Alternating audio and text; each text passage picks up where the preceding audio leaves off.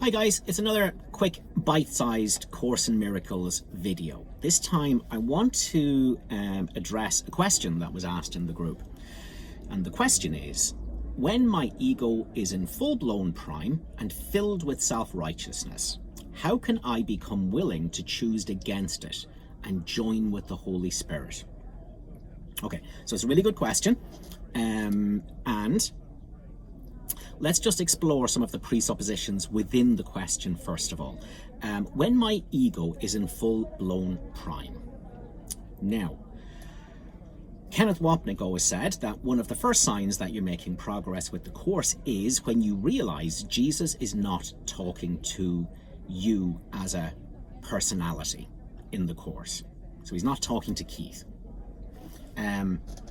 He is talking to the decision maker part of the mind, which has made a decision to be Keith, the ego,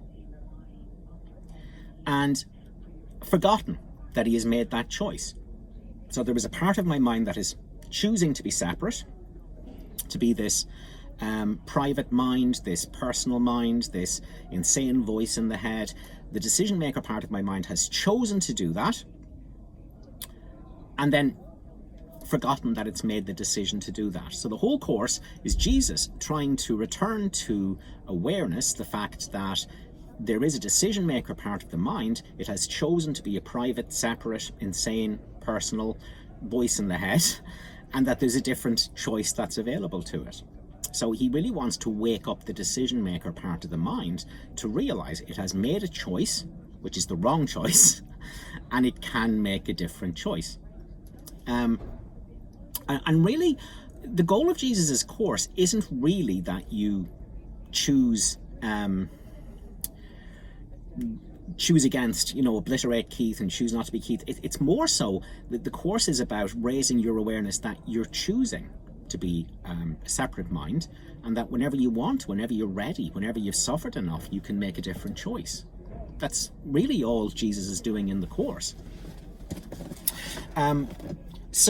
So when we say, when my ego is in full-blown prime and filled with self-righteousness, what we mean is when I, as a decision maker, am fully identified and invested in being Keith, in being this private, separate, personal self, this insane voice in the head. So again, full-blown prime of the ego is me fully invested in this Keith personality.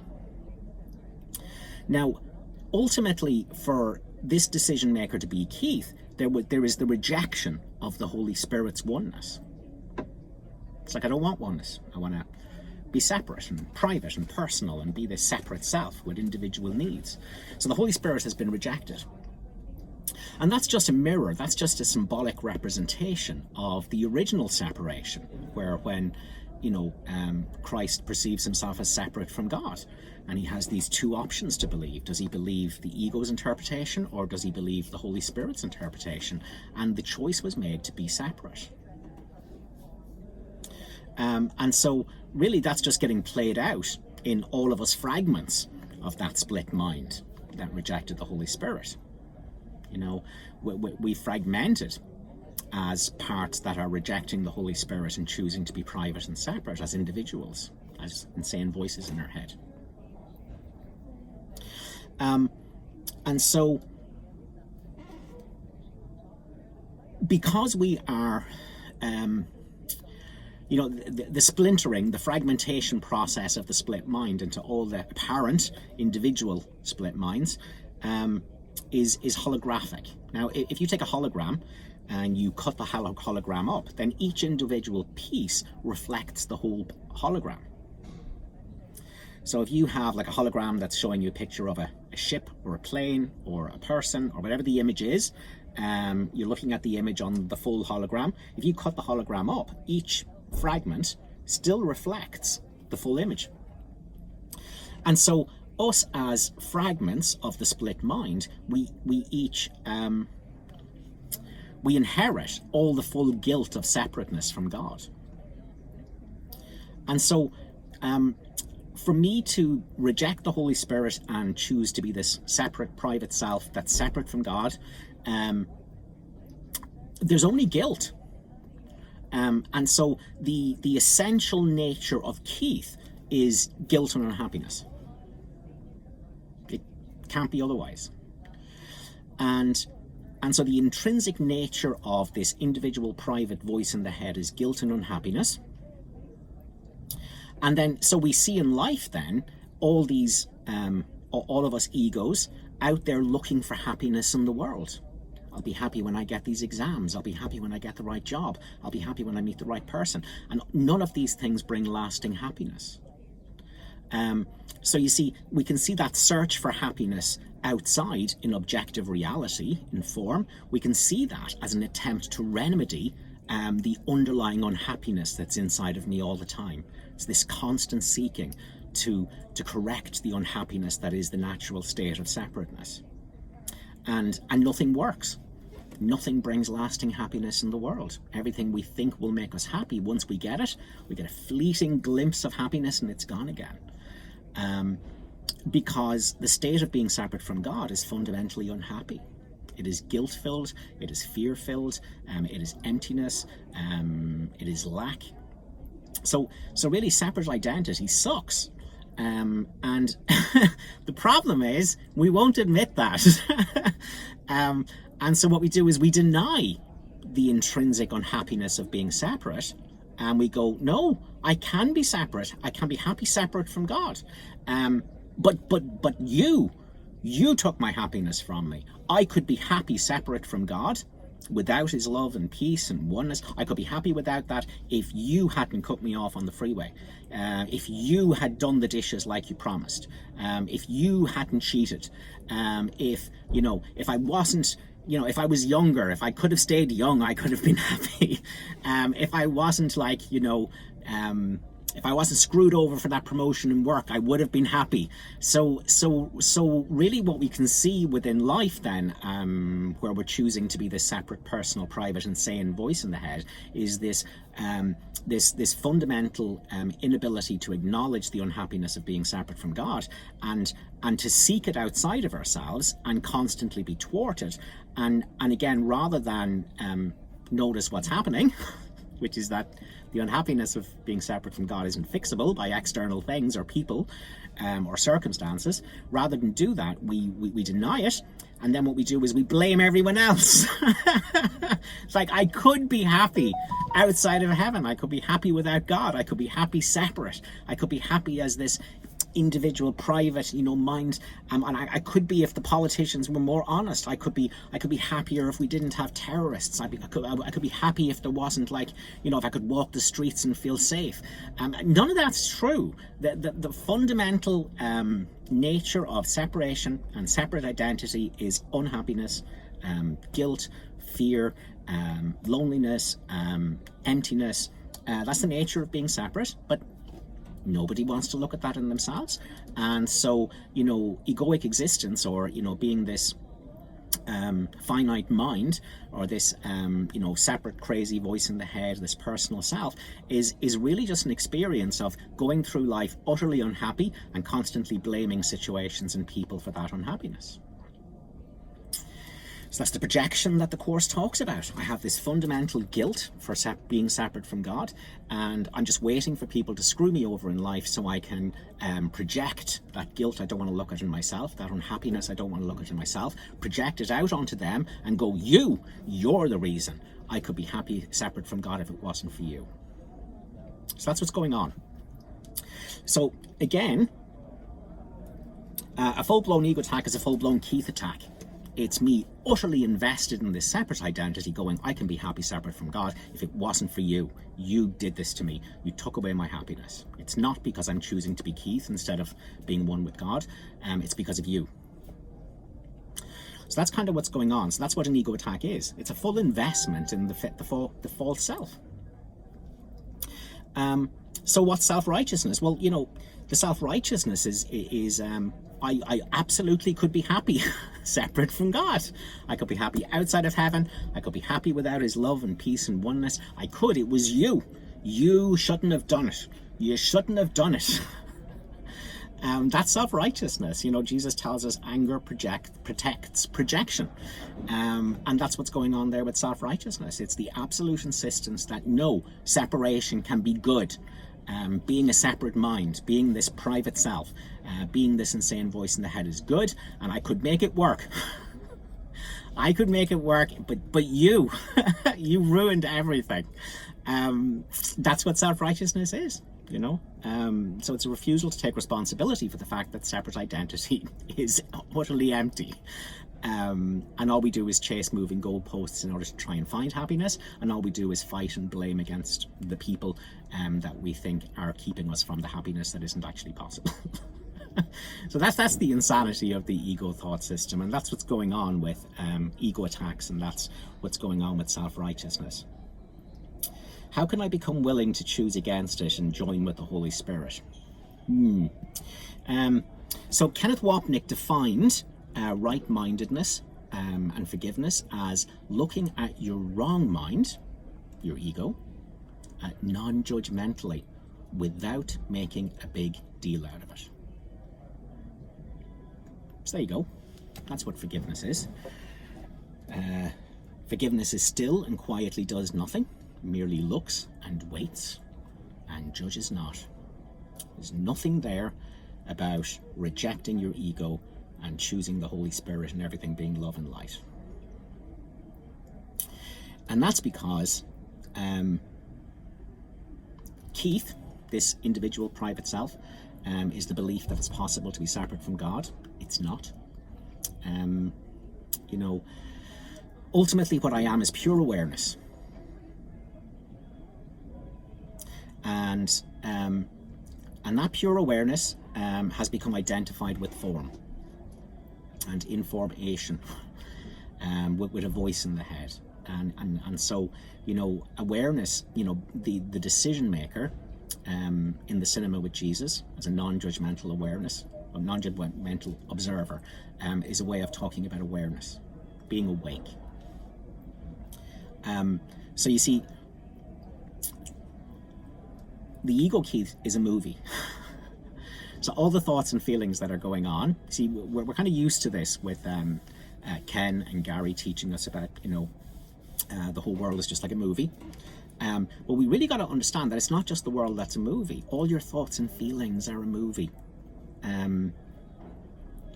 They're not you.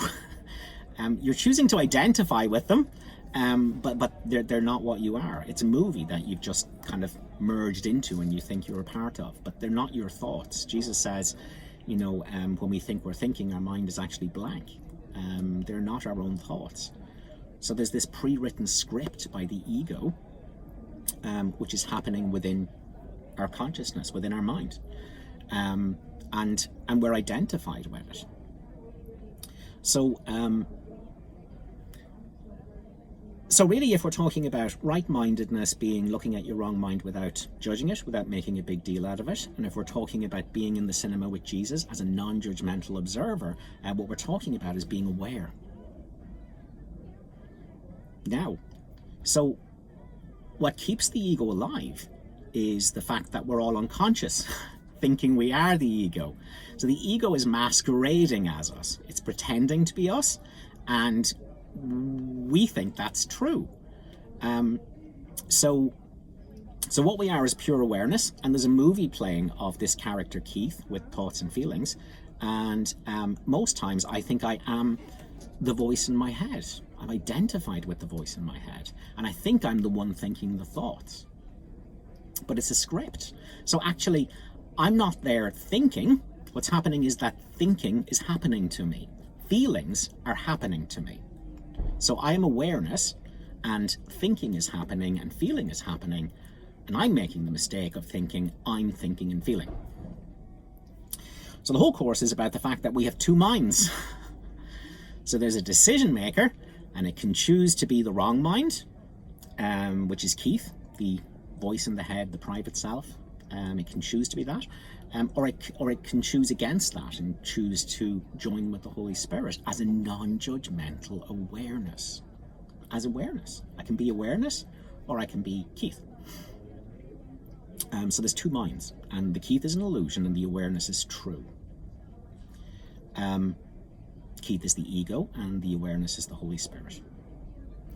And so the problem is that everyone's going around in life unconscious. They're on autopilot, thinking they are the thinker. And the entire course could be summed up in terms of stop having an unobserved mind. Stop thinking you're thinking and you're feeling, and be the awareness of thinking and feeling happening. So, rather than being identified with the voice in my head and thinking I'm the voice in my head, awareness means I am aware of a voice in my head. I'm watching it. I'm not judging it. I'm not trying to change it. I'm the awareness of the voice happening. And that's what the Course is teaching us to do, and that's what the forgiveness process is about. That's why, looking at your right mind without judging it. It means you are your right mind, which is a non-judgmental observer, and you're looking at your wrong mind, which is a lunatic, which is really just a script, okay? And so when we're having this full-blown Keith attack, ego attack, and full of self-righteousness, what you want to do is not be unconscious, not be thinking you are the rage, because the rage is a script. What you want to do is you want to be the witness. You want to be your right mind looking at your wrong mind. You want to be in the cinema with Jesus as a decision maker, which is a non-judgmental awareness. So you become aware. The whole Course could be summed up as well by the sentence, wake up. Stop being unconscious. Are you aware? Are you aware that you're aware? Are you aware that thinking and feelings are happening? Now, the answer to that question is no, until you ask yourself the question. And then awareness awakens to itself. It becomes aware of itself. It was there all the time,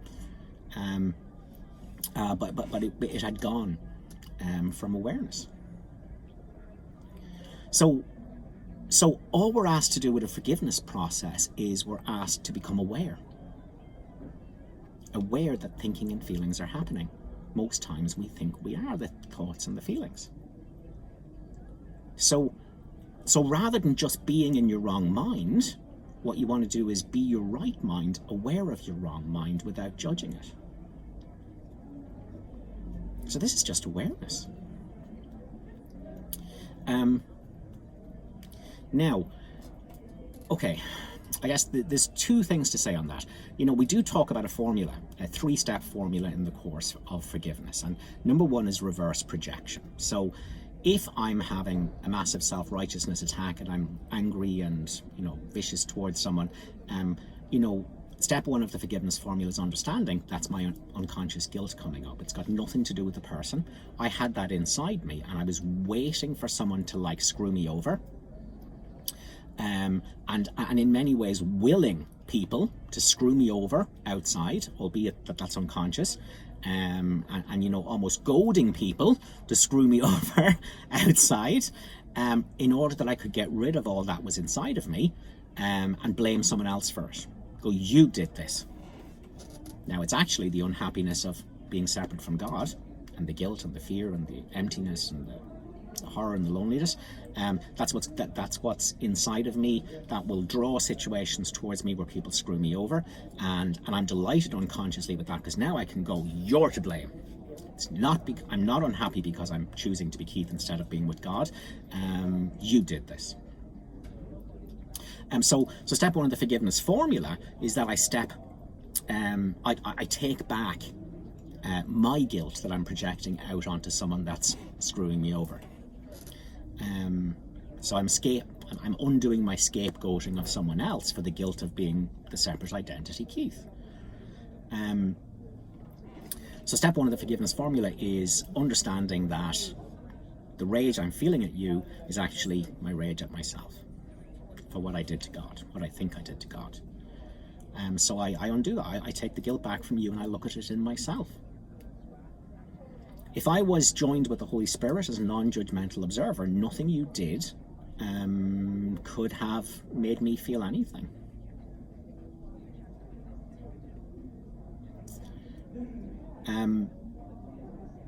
But as it was, instead of being joined with the Holy Spirit, I was deciding to be this Keith, with all this guilt, and therefore as soon as someone comes along and does something slightly out of order, then obviously all this rage erupts. But it was there all the time. So that's step one of the formula, that you take responsibility for the thoughts and feelings that are going on inside of you. It's not someone else, that's inside of me, and you look at it with Jesus without judging it. Non-judgmentally, you are aware of it. Instead of going, because in English we say, I am sad, I am devastated, I am, miserable, I am, hopeless. And really what we're saying is, I am the personification of sadness. I'm the personification of, this is my identity, this is what I am. In Irish, we do actually say it differently. If I want to say I am sad, I would say tá brón orm, which means there's a sadness on me, which at least leaves room for the sadness to come off me. But in English, we say, I am the sadness. And I'm totally identified with it.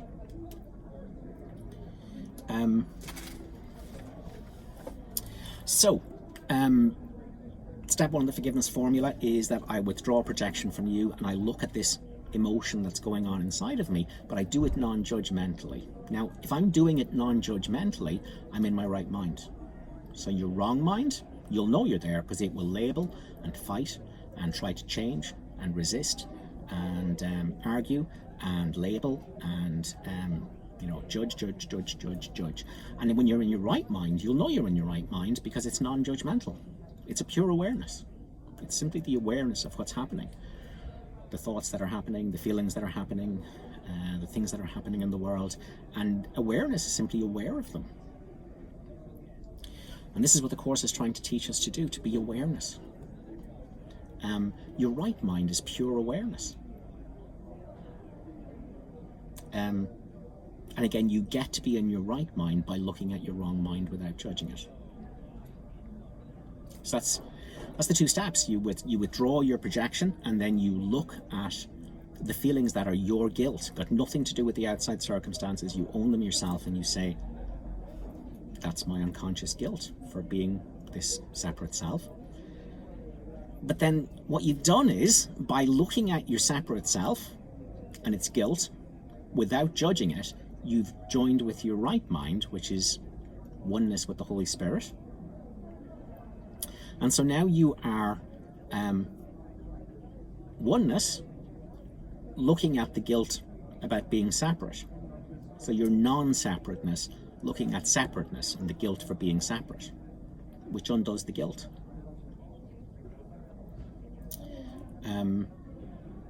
And so that's ultimately how this non-judgmental looking undoes guilt. You become the non-separateness, the non-separate mind, the non-Keith, the oneness with the Holy Spirit, looking at the guilt for breaking away from oneness. And so the guilt isn't necessary anymore.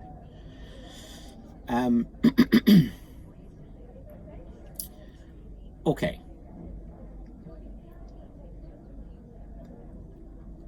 The entire course could be summed up about wake up, be awake. Notice thoughts happening to you, notice feelings happening to you. And so massive ego attack, ideally what I would do is I would understand this person has done a certain thing. It has, all the feelings that are coming up are my unconscious guilt. If I was joined with the Holy Spirit, there would be nothing to come up. It wouldn't matter if they're nailing me to a cross. So it's my guilt that's coming up, and all I do is I look at it without judgment. So, the problem is that when we go into a massive ego attack, we're not present, we're not aware, we're fully identified with the rage and the self-righteousness. This is what I am. But the miracle asks us to realize it's not what you are. It's your wrong mind, and that you can instantly not be wrong-minded if you're looking at your wrong mind without judging it.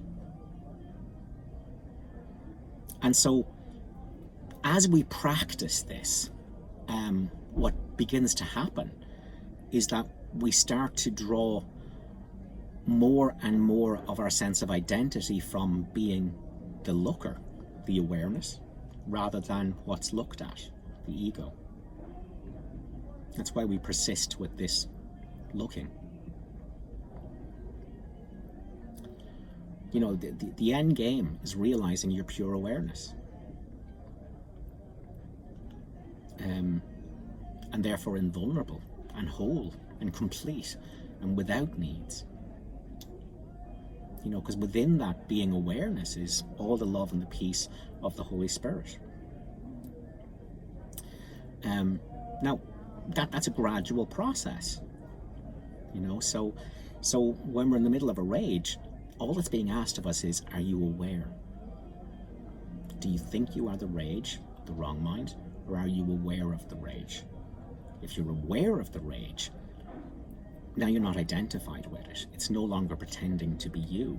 The rage isn't masquerading as you anymore.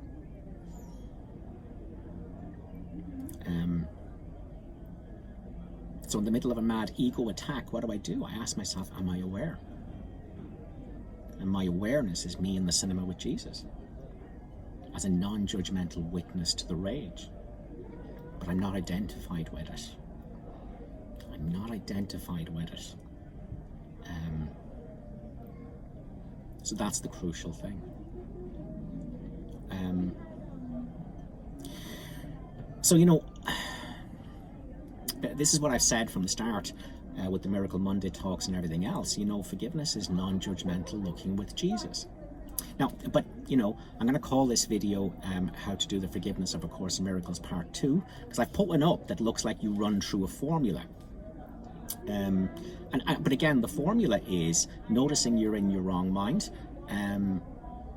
looking at it non-judgmentally, and then ideally, you know, feeling the fact that as that awareness that I am, looking non-judgmentally at my wrong-mindedness, there is a wholeness and a completeness and a peace that I can feel within that.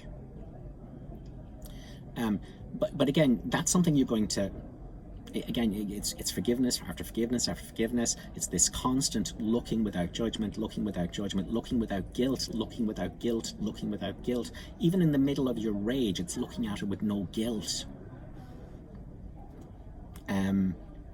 That's what deepens your ability to be this non-judgmental observer in the cinema with Jesus. And as you do that more and more, you have a deeper experience of the peace and the love and the oneness and the lack of need and the abundance that exists within awareness itself. So the whole course is really just saying, are you awake? Are you aware? Are you aware that thinking is happening? Are you aware that feelings are happening? Instead of thinking you are them. And in that awareness, if we persist, more and more, this awareness shows itself as, and again, this is the right-mindedness, this is the Holy Spirit, it shows itself as, actually, this is my identity. This is the essential nature of my being. It's not the separate private mind. But again, experiencing that truth of my intrinsic nature as pure awareness isn't accomplished by fighting the ego or abolishing the ego or shouting down the ego or ending the ego. It's accomplished merely by looking at it without judgment. So you see, I gave the full forgiveness formula in the last video, but like that wasn't me giving an example of, you know, me getting mugged and withdrawing into the Holy Spirit and immediately being love and light and all the judgment's gone. That, I didn't give that example. And I didn't even give an example of like when you're raging with your partner, like, and you know, can't even look at them for 2 hours over a fight you've had over dishes or something. I didn't give that as an example. I gave it as an example of seeing someone on the street and feeling sympathy for them, which means that I am reinforcing their separateness and their limitation, and therefore, because we learn what we teach, I'm doing the same thing to myself. And so I brought you through a process of stepping back into that awareness, that non-judgmental awareness of the Holy Spirit, feeling its wholeness, and then seeing that same wholeness in the person that you were previously sending a curse to, really, as a blessing. And so you were telling their mind that they are in that invulnerable and whole awareness in behind what their body and the crazy voice in their head is saying. So, you know, those kind of situations are really great to work on, maybe doing the full forgiveness formula, and to really get a sense of how whole and complete and lacking in need and, you know, that pure awareness is when it's not identified with a crazy voice in the head. But like, you're not going to, you know, again, in the middle of a full-blown Keith attack where I'm fully invested in this private identity and, you know, raging that someone has taken the happiness from me that I'm actually incapable of, you know, that's not really going to be something. I mean, look, down the line, hopefully we can all get to a place where we can like sort of undo our guilt in a matter of seconds, but that's that's something we'll maybe work towards, because I'm certainly not at that place, and so I'm in no position to tell you how to do it, how to instantly end your ego attack, except to say that all you're asked to do is look at it without judging it. Now, the problem is, you see, when we're in the middle of it, we don't want to join with the Holy Spirit to look at it, because we feel like, well, then I'm going to feel guilty about it. But you see, that's taking the tiny mad idea seriously. That's refusing to laugh at the mad idea all over again. Honestly, the best way you could do forgiveness is to, in the middle of a mad ego attack, you know, imagine Jesus in your mind and, you know, laugh, you know, at the murderousness and the hate and the viciousness and I mean, really, if you could just be the awareness of all that murderousness and hate that's going on in your mind, and smile at it, or at least join with Jesus as a non-judgmental awareness of all that hate and anger and bile, and at least look at it non-judgmentally until you can smile with him at it, because it's not what you are. That's the crucial thing. Again, it's a script that's running. The thoughts are happening, and the feelings are happening. You're not thinking the thoughts are having the feelings. They're happening in the movie. And again, if I'm aware of the thoughts happening, and I'm aware of the feelings happening, but I'm not identified with them, and that's the trick. That's the trick. Okay, so this video was a little bit long and rambly. I hope it makes sense. Let's try and pull something together out of it. You know, all of your forgiveness, which is being in your right mind, looking at your wrong mind without judging it, looking, waiting, and judging not. So all of your forgiveness is about trying to prepare you for a holy instant where you can let go of the ego completely and sort of like join with the Holy Spirit, where time and space, you know, disappear and all these things. But ultimately, all you're doing with forgiveness is you're practicing being awareness, being awake,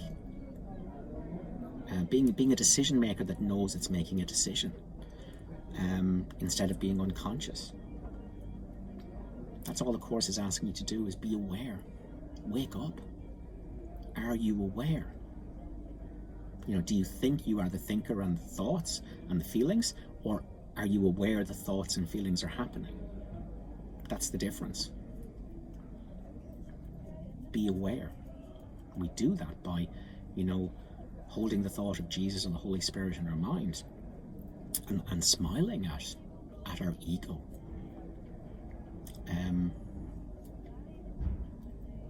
Okay, so I hope that makes sense, because, you know, the entire course is about you having an experience of love as the watcher, as the looker with Jesus, as the non-judgmental awareness. The entire course is about bringing you towards an awareness of love within that changes everything.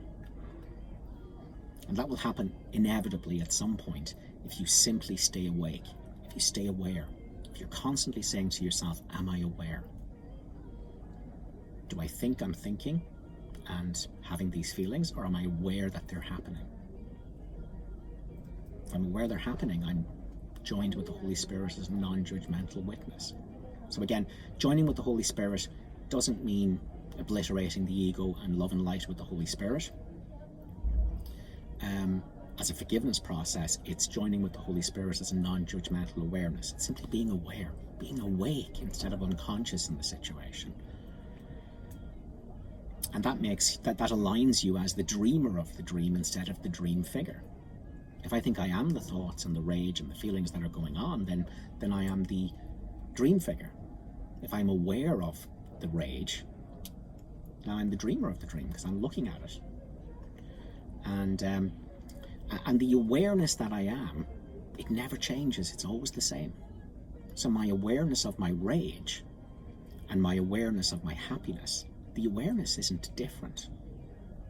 And that's why, you know, really, if I want to give you some homework, for the love of God, throughout your day, throughout your week, constantly ask yourself, am I aware? And you might be aware of being sad or lonely or self-conscious or angry or happy, but notice how your awareness of what you're feeling is always the same. It's not colored by what you're aware of. Awareness itself is always the same. And that's what you're cultivating as an ability with the course. To, in all moments, know yourself as the awareness of what's happening. Because it's the only part of the dream that's real. So do that throughout your day, throughout your week. Constantly say, am I aware? Which that will awaken awareness to itself. And realize that your awareness of your sadness and you as awareness of happiness, the awareness isn't different. The sadness and the happiness is different, but the part of you that's aware of them isn't different. Because the difference is you're not identified with them. You are that which can look at them without judgment. And that's your right mind. That's you aligned with the Holy Spirit. And you're practicing that so at some point you're ready to completely reject the ego, reject being Keith, and simply be that non-judgmental awareness. But that's not something you have to do in every forgiveness formula or every forgiveness thing that happens. Every forgiveness formula is about allowing you to more and more identify with being the non-judgmental awareness instead of the thing it's aware of. Okay, so that was longer of a video than I intended, possibly a bit rambly. You can let me know what you think in the group. If anyone's watching this on YouTube, we have a Facebook group called A Course in Miracles with Keith, where we discuss the videos in more depth. All right, guys, have a good day.